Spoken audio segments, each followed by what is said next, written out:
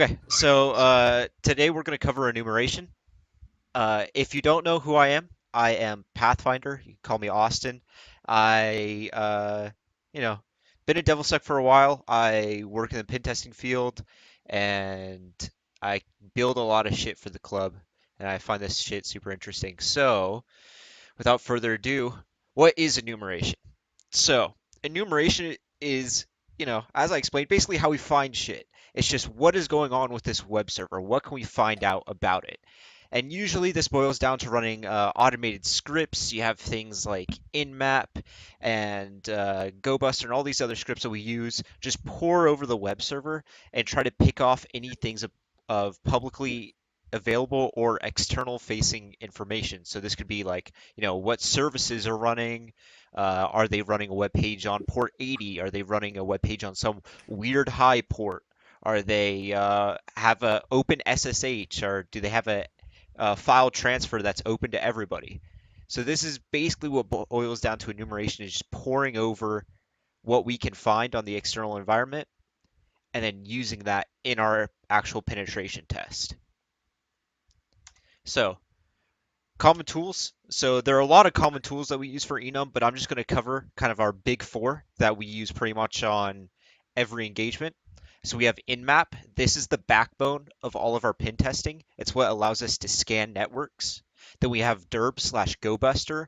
These tools are basically the same thing. They both look for directories that are in web pages. So you load up to a web page, all you see is the index, but there's tons of other directories that could be hidden away. So these tools run a big word list, and they just kind of go through and take out and look at for all these directories.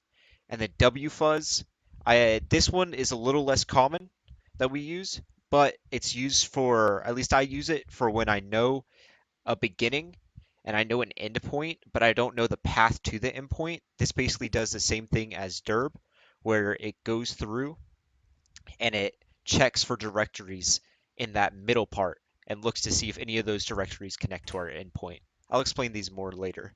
And then of course, we got our eyeballs.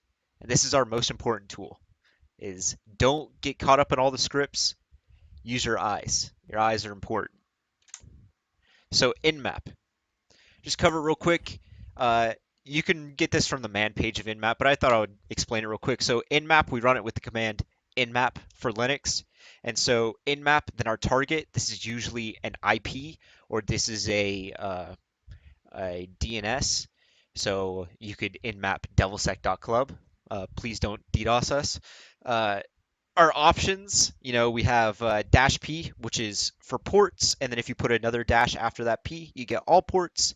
TAC A runs all scripts and enumerates everything we need to know about the website. And then my personal favorite is TAC min TAC rate 4000, and that is my personal favorite because it makes it go really fucking fast. Ooh. It's extremely loud on external interfaces if they have any sort of IDS setup. So they'll get you caught really fast, but it beats waiting around for 20 minutes. And What does so being loud mean? being loud is being detected. So this will make a lot of noise and requests on the other side.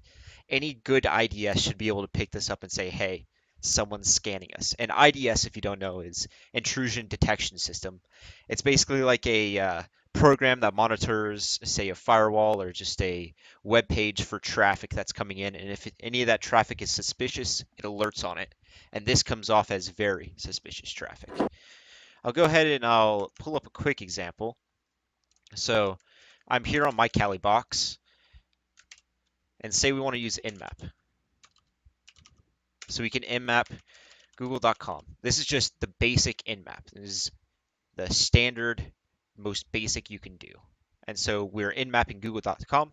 And from here, we can see they have port 80 open for HTTP and 443 for HTTPS. Pretty standard stuff.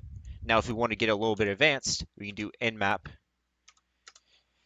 TAC for all ports, and then TAC capital A, that is for all scripts, and let's throw it at Google again. And while Nmap's running, you can also hit spacebar to see how far you are done, and see how long this takes. with the all ports and all scripts option. That is why I don't like to sit through it. I'd like to add the min rate option. This lets our scan go blazing fast. It's also loud as fuck, but Google is so big they probably don't give a shit about me. So this is going through and see we're already up to 30% done when the other place was, 2% done.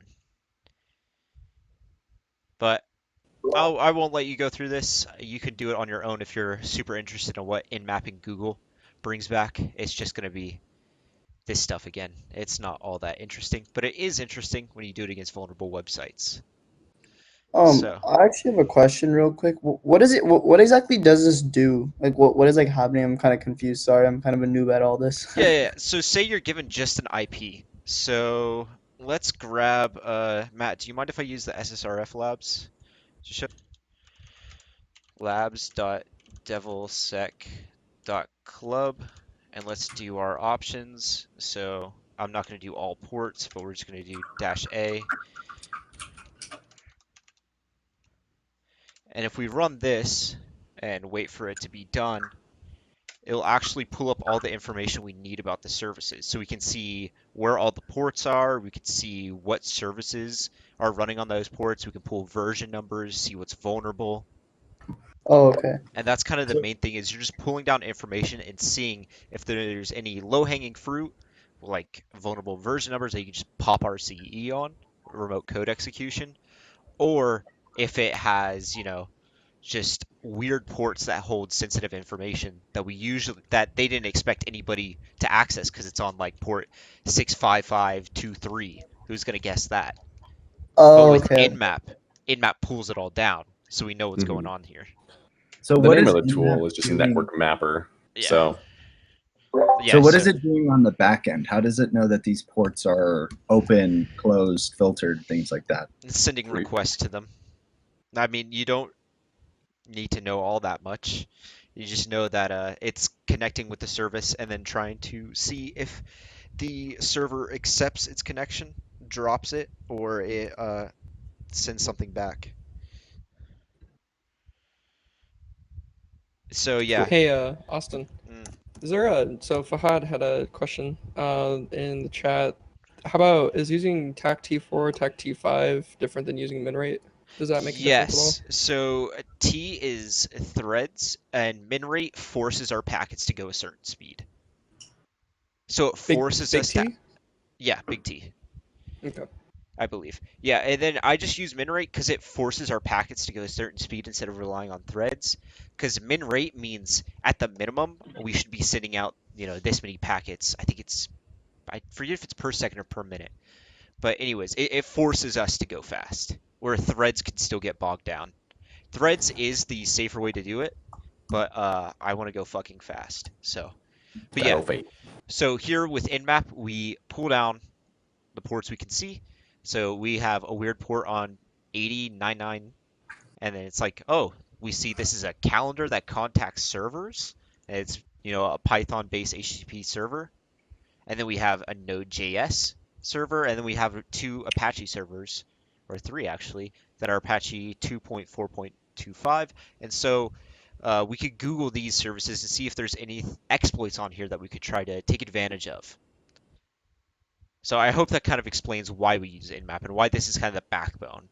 With any pen test, the first thing you should do is run an Nmap against the target, because Nmap will reveal so much that you can use for later.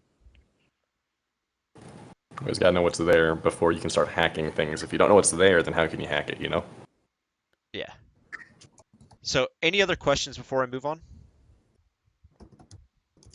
Yeah, with min rate, can't you like if you make it too fast, your computer just starts skipping some of the ports because you don't have the threads to keep up with the program? Yeah, which is why I do 4,000 instead of, 10,000. hmm 4,000 is usually safe. I've never really had an issue of it skipping. So then that means that there is some sort of threshold between how fast and slow you go may, skew your results. Is that correct to say? Yes. Okay. I mean, if you want to go get the most accurate results you can, yeah, you would go super slow, but um, I'm not patient enough for that. That's And fair. 4,000, I've never had an issue with, even doing actual uh, like external reviews for my company. So it's been absolutely fine. Sick. Any other questions? Yeah, I had one. Uh, can you ever get different results by running like Nmap more than once on the same service? Depends. This usually only happens if your network's sketchy and it drops some packets and you didn't get to a certain port, but usually not.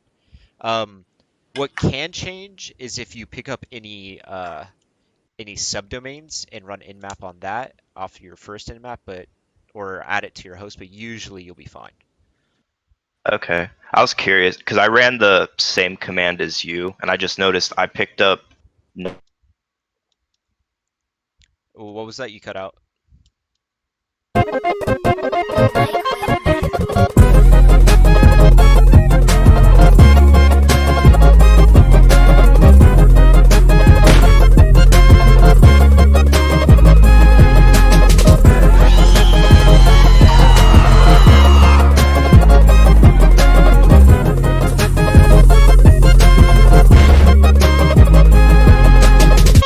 Oh well.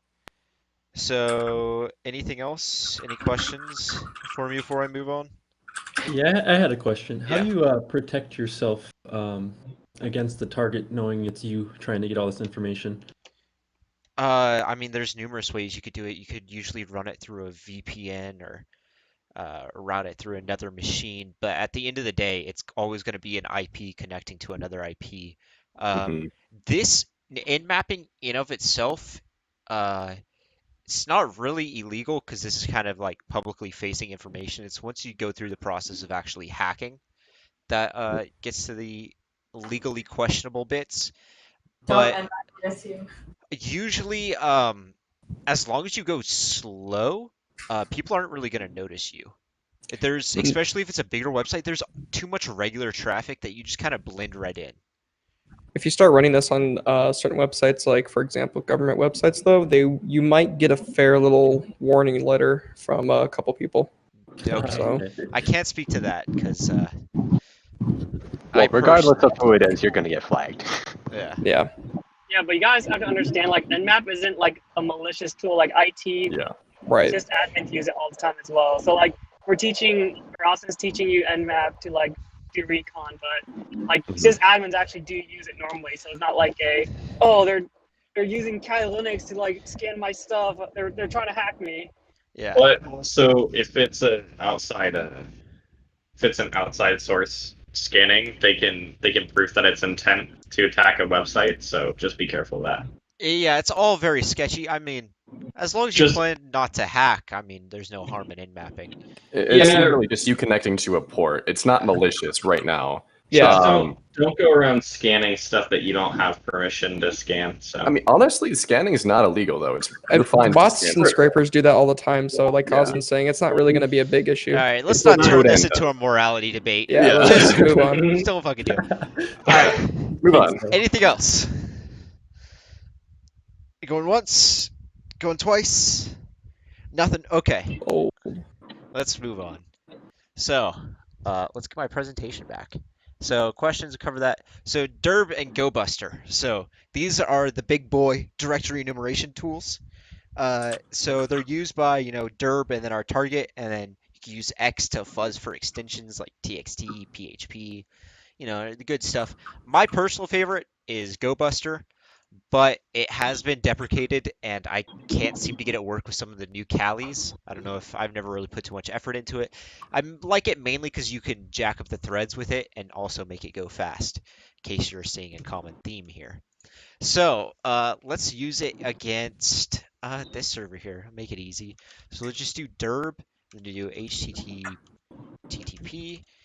labs.devilsec.club, and we can see what we find. And as we see here, it's literally just going through a word list, and then it's testing to see if any of these connect. And so this is a way that we kind of pool information from a web page. These are all, web page based, to see what it has. And usually you're looking for weird directories, like directories maybe called developer or an admin directory, stuff that's usually not listed on the website, but using this you can pull up a bunch of directories. It's pretty We have a simple. question in Zoom chat. Hey, there's someone in Zoom chat named Matt Keeley. He wants to know what Shodan is. Some nerd. Yeah. Okay. I wasn't gonna cover Shodan, but I guess we can cover Shodan. It's a cool resource. It's what we. This is how kind of note Shodan. Yeah, I DAN? can't spell.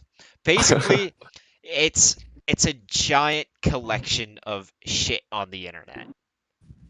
So, Google WordPress or search WordPress in there, I guess. okay. Or webcams is even better because you can just Oh, see webcams is scary. I don't like webcams. them. I love So, that. so Shodan, Shodan, it monitors the internet and basically builds a database of everything on the internet. Yeah, it does like the Nmap kind of figuring out what So, ports go to what and whatnot. Who wants to check out a webcam in Singapore? Hell yeah. I'm scared. so basically with Shodan, you could like look at like webcams from like around the world. Yeah, a lot of this shit is like insecure webcams, like webcams that aren't protected correctly. I maybe did that show Mr. Robot did something like this before, if I'm correct. Oh yeah, for sure. Yeah, I'm sure I would not be surprised. If Shodan isn't just limited to webcams either. A lot of times what attackers will do, especially in the bug bounty game, is they will look for services. So let's say Nginx 10.1.1, right? So you can utilize Shodan to actually look around the internet for different hosts with that header showing. And what Shodan will do is it'll go and it'll Nmap everything that it could possibly find. So if you do a lookup for Nginx 10. Whatever, and you end up finding, hosts or things like that, and you have a new 0 day that you can use it on. That's a lot of times what Shodan will be used for. It's just a monitoring service that runs Nmap scans on everything. Yeah, and so what a lot of attackers do is whenever a new like RCE or big exploit comes out, they'll type the name of the service into Shodan, and then they'll look for everybody in the world that's running it. Yeah, and then you look for different versions that are vulnerable, really. And this is where some of the big hacks occur, like whenever big exploits come out. It's just people, I won't say like me, but people that know how to use this just go on here and look it up. It's a pretty good tool if you're doing research against actual people and not in a simulated lab environment. But I probably won't be showing it off too much. But it's a good rabbit hole to dive down if you're interested. Yeah, it's definitely fun to poke at if you're new. Yeah. Oh, and here our Derb brought back something. So we have an index.php, which we probably already knew, but it's just showing that we can pull shit off. And then my favorite is GoBuster because you can go fast as fuck. Are you on 2019 Cali still? Of course, I'm never upgrading. I've got mine. So that takes effort. Finally it works. Yeah, Hey, does also New Parrot Cali still run? sucks. It Does GoBuster still work on Parrot? Maybe you could check to see if you could download I think it. you have to install GoBuster, but when you download it via the repo, it still works. Yeah. I just had issues getting it to run on New Cali, which is part of my hatred for New Cali. But Does anyone have a VirtualBox image of old Cali by any chance? You would can be find it, I hilarious think. if you Googled it. I think they have. Do they have the old libraries? I didn't see. Worst case, I have one. They may not have like the image, like if you're looking for a VBox image, but they definitely have the ISO still available. They usually keep the VBox images for the most up-to-date Kali, since they're constantly making them. That's what I was wondering because I couldn't find old V boxes. That's what I was looking for. They have a GNOME fork, so 2020 is still a thing, but you can just use GNOME instead of KDE or XFace or whatever it is. All right, hipster. Why would you use moving XFace? on. Yeah, this is just showing off GoBuster. It's way faster than Derp. So if you can get it working, I would highly recommend it. It saves me a lot of time, and it just pulls up shit like images. So easy peasy. Buster comes pre-installed in Parrot too, so. Oh, sick. Yeah. Wait, I have a question. Yeah, what's up? So I saw. So you found that like directory with images. Like, Yeah. what would be like next steps from there, or like what Uh, like? Use your eyeballs. Go navigate to it. Investigate. Can Mhm. you actually access it? That's a 301, which correct me if I'm wrong. That's unauthorized, right? Yeah, because Yes. that is what I tried. I just tried it. And I was like, oh, it's I can't get into Yeah. it, and it's like, So what would you do next? that's something where you would say, "Hey, I can't get into images, but um, is there something else I could do?" Usually, if you can't get in, you can't get in. But for with here, we're looking for sensitive information. We're looking like admin pages. We're looking for source code. I found source code in random directories before. And they thought Mhm. nobody was gonna get. A lot of people try. If you ever heard the phrase "security by obscurity," Mhm. and this kind of defeats the whole thing. It shows why just because it's obscure doesn't mean it's secure. Because uh, some idiot like me can just run this command and start pulling down web pages that you didn't link anywhere on your web page.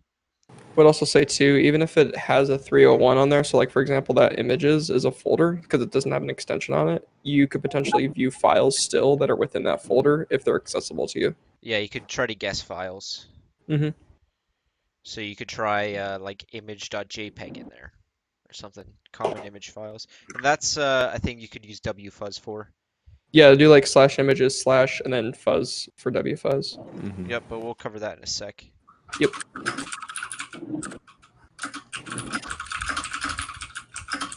All right. Any other questions? Well, I just let this thing go. Nope. Let's keep it Going rolling. once, going twice. All right, let's go. Let's go back to our enumeration.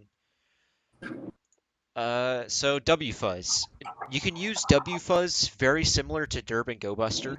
The only main syntax difference with that is I would recommend using the --hc flag, which gets rid of 404 requests, and then you got to use the keyword fuzz in the place that you want to fuzz. So with here, -w is giving us a word list, and fuzz is replacing. So wfuzz then replaces fuzz with the entry of the word list. And the main thing that I use wfuzz for is to find endpoints. So with here, sometimes you'll see mentions of endpoints, either config files or password files, things of that nature, that you can actually, you don't know what directory it's in, but that doesn't matter because you can search for directories. So you can search for directories and then add the endpoint to the end, and wfuzz will try to fill in the middle and let you know if you ever get a hit. So this won't work because I don't think Google actually has an endpoint.txt, but you would run it about here and it would run 301s until you get it. And you can also, if you get annoyed with 301s, you make sure your 301s aren't counted either. But it's a helpful tool. And also, it is usually faster than Derb. So it's another alternative to Derb, but Derb is the tried and true method. This one, honestly, you won't use all that much, but when you have to use it, it's a very good one to know about. Any questions?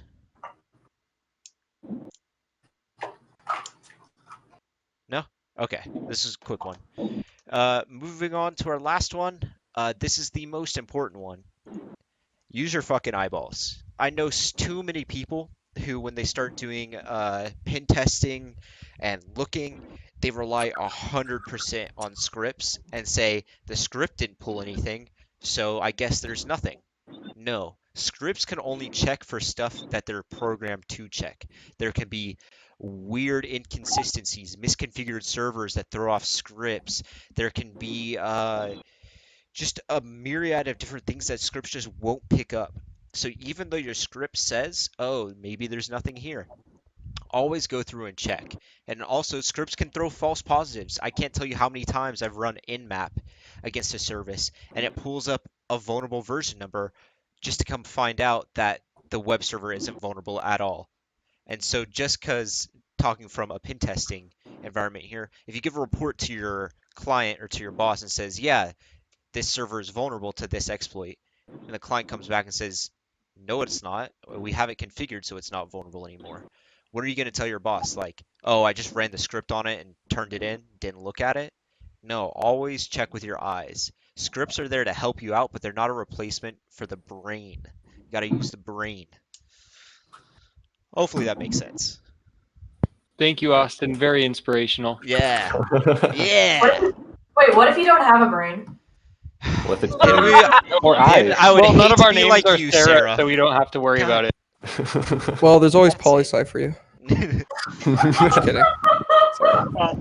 I For think you everyone, mean WP that's- Carey. Yeah, I was about to say, I'll introduce you to some business majors. Sorry, that was a Okay, bad that's it. stat. I take that back. Oh no. Ouch. Oh. Plus 1 point for business major roast. But yeah, that's the origin for like script kiddie or Homework. skids. Yeah, Yeah, so don't be a just script kiddie. Don't fucking launch scripts at everything and just be on your way. think you're a hacker. Yeah, there's a reason why you get paid a lot more than just for writing scripts.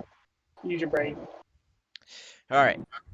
Any questions before I move on to our lab? Is there any way to download owner Kali? Yes. If you Google it, this should be called 2019 Kali. I believe Offensive Security has a nice repo. I think that's the one I'm Yeah. using.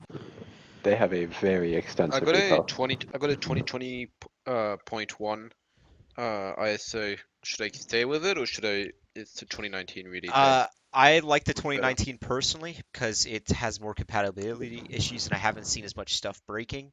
The 2021, bless It its works heart, it's a fine, piece right? of shit. But if it works for you, it works. Yeah, I use 2020. It works well enough. It took some configurations and just updating repos, but it's Yeah. not impossible to get. I've to just had a lot of perfection. networking issues with the 2020 repo where it likes to turn off its networking and never turn it back on, so I eventually just have to delete the VM. But other than that, if it works for you, go for it. There's nothing wrong with it. Actually, it's a lot nicer than the 2019 one. It's just I feel the 2019 works better. Don't worry And too that much just about the gives me tools. experience. You're probably not gonna run into the crazy issues Austin is hitting doing labs. So just focus on learning and stop focusing on the tools. Stop being a script kiddie. Yeah. Or as we like to call them, skids. Kiddies. All right, let's keep going here. All right, so let's go ahead and pop straight into the lab. The lab is at enum.devilsec.club, and there are a couple cheeky little last flags which actually have you popping a reverse shell onto the box. I'm not going to tell you how. Figure it out. But if you need a publicly routable box to get that reverse shell, here's SSH that you can use. It's a low priv user, but it should be enough to use Netcat and Python. Just kind of code of conduct with a box. Don't destroy it. Don't do anything fucked up. Don't make me reset to a snapshot because then I'll be really sad. Past that, go fucking wild. So I will go ahead and pull up enum.devilsec.club if you guys haven't already. And I'll just kind of sit here and answer questions as you go. And then, I don't know, about 10 minutes or so from now, 5 minutes, I might do a little walkthrough and see how we get the beginning flags. But this is more of a discussion and collaborate with people type movement.